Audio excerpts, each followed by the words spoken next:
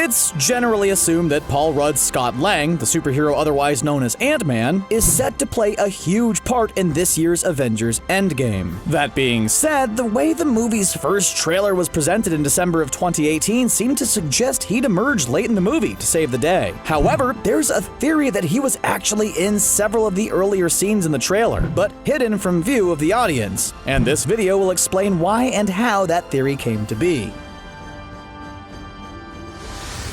Scott Lang has officially been a part of the hugely popular Marvel Cinematic Universe since 2015, when he appeared in his first solo movie, the brilliant and hilarious Ant-Man. A lot of people, especially non-comic book fans, were highly skeptical about whether or not the small character would work on the big screen. But the fact is, he's been a lighthearted revelation since the moment he first showed his face in the MCU, even in a franchise that already had lots of humor and is largely aimed at a young audience. He was introduced as a skilled but petty criminal with a heart, who, having recently been released from San Quentin State Prison, where he served a 3-year sentence for burglary, was sneakily manipulated and recruited by Michael Douglas's Hank Pym to steal the Yellow Jacket technology from Corey Stoll's Darren Cross, who had forced him out of his own company. He then re-emerged as one of Steve Rogers' recruits in 2016's Captain America: Civil War, to fight alongside Rogers and his anti-Sokovia Accords team of heroes, against Tony Stark and his pro-Accords team. He was briefly mentioned in 2018's Avengers Infinity War by Natasha Romanoff, but he went completely unseen, having been placed on house arrest, enabling him to spend time with his family, in spite of the fact that he broke the law by joining Rogers' cause in the aforementioned Civil War. Most recently, he was seen in 2018's Ant-Man and the Wasp, when he officially joined forces with Evangeline Lilly's Hope Van Dyne, who finally wielded the Wasp technology previously used by her mother, as they worked together to rescue Michelle Pfeiffer's Janet Van Dyne from the quantum realm, while fighting off the likes of Hannah John Common's Ava Starr and Walton Goggins' Sonny Birch. Of course, the mid-credit scene of that movie revealed that Lang is currently trapped in the quantum realm. He'd gone into the mysterious subatomic plane to harvest quantum energy to use for a variety of purposes, including to help Ava Starr remain stable after what happened to her in the quantum accident that killed her father 2 decades earlier. But Thanos' finger snap caused Hank Pym, Janet Van Dyne, and Hope Van Dyne to turn to dust while he was there, killing the only 3 people who both knew he was in there and who could get him out. Phew, now we're all caught up.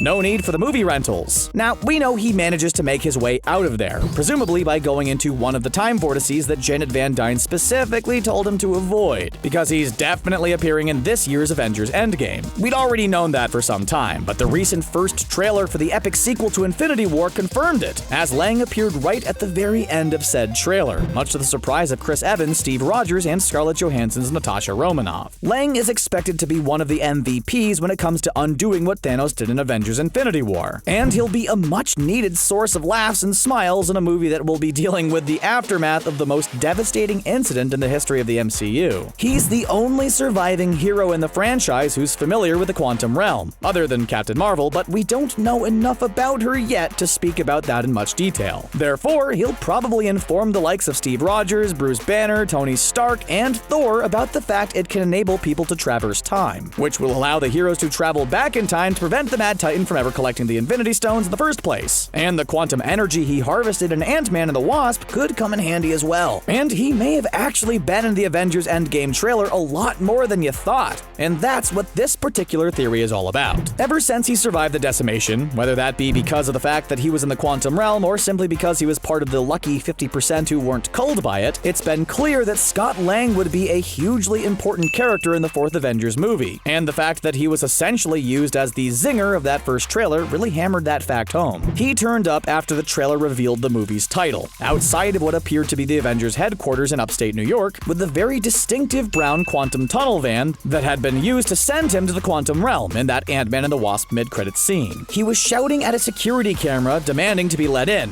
prompting Steve Rogers to question whether the footage was live or a recording, given that everyone believed him to be dead up until that point. What wasn't made clear, however, was exactly when he was arriving. Romanoff went on to confirm that the footage was live, and that what they were seeing was in real time at the front door, but Rogers questioning her about it, and the fact that the screen had the word archive and the number 1983 on it, has led to a heck of a lot of speculation about the possibility of time travel. It has therefore been suggested by different people that the footage of Lang is either from the current time or somehow from the 1980s. Regardless of that, what is definitely known is that that Scott appeared as one of the missing characters in the holographic gallery of missing people in the trailer, along with Peter Parker, who of course turned to dust on Titan, and Shuri, who was actually said to be alive. But could there be more to the situation than that? We believe so. All definitely isn't as it seems in that trailer. A big part of the trailer for Avengers Endgame is Natasha Romanoff explaining what happened at the end of Avengers Infinity War. The fact that Thanos succeeded in wiping out half the universe using the Infinity Gauntlet to simply snap his fingers and will it to be so, while Bruce Banner looks despondently at the gallery of missing heroes. But this is surely misleading. Romanoff's speech also overlaps a shot of Steve Rogers, who along with Banner, is already fully and painfully aware of the tragedy that occurred thanks to the actions of the prune-chinned Mad Titan.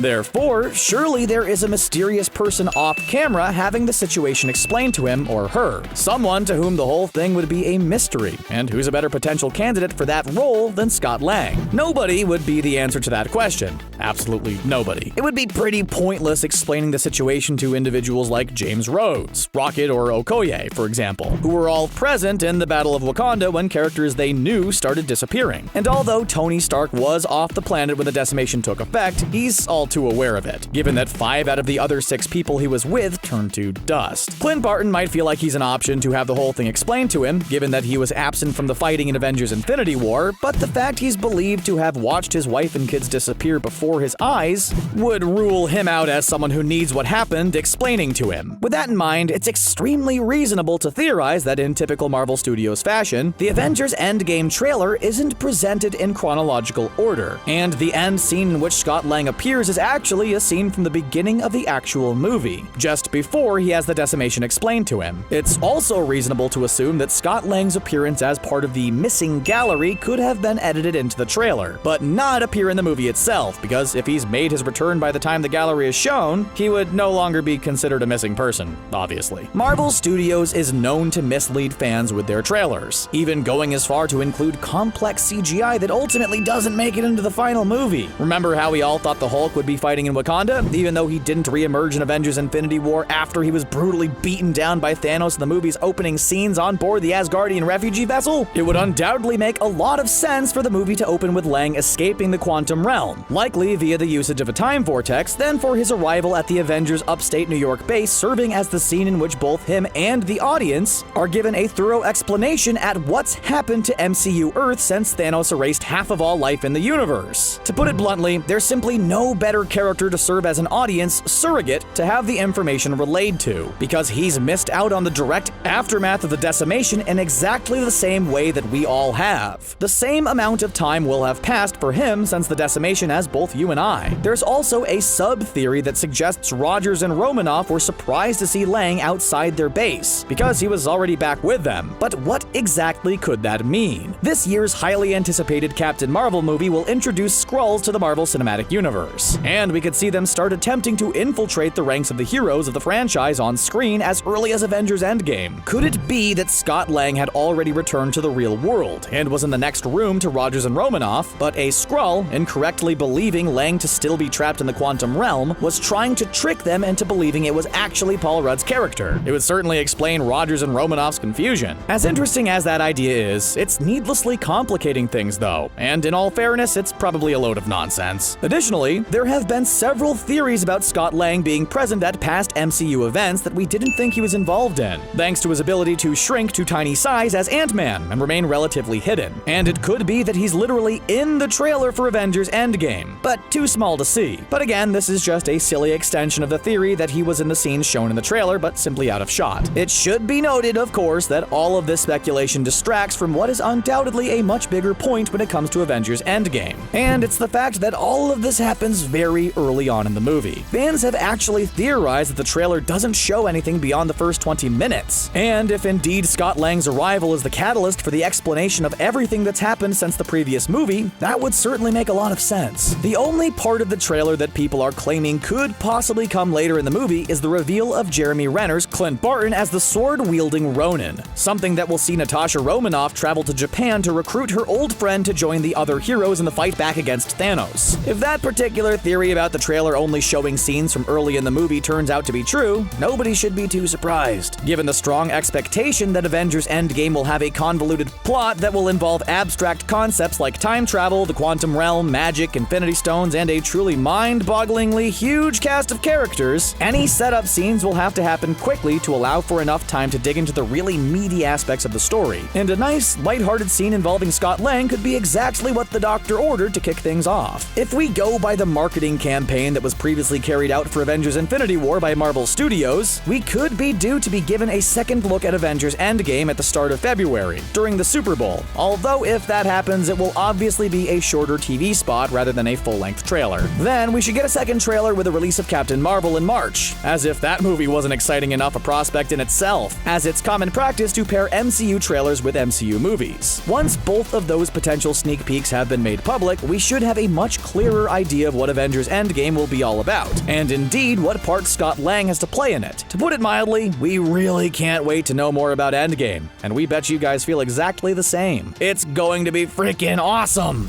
What do you think of this theory? Was Scott Lang actually present throughout the Avengers Endgame trailer? Was it actually presented in completely the wrong order to deceive us? Let us know your thoughts in the comments section below, and don't forget to like, share, and subscribe to ScreenRant for more great videos just like this one. Bye for now!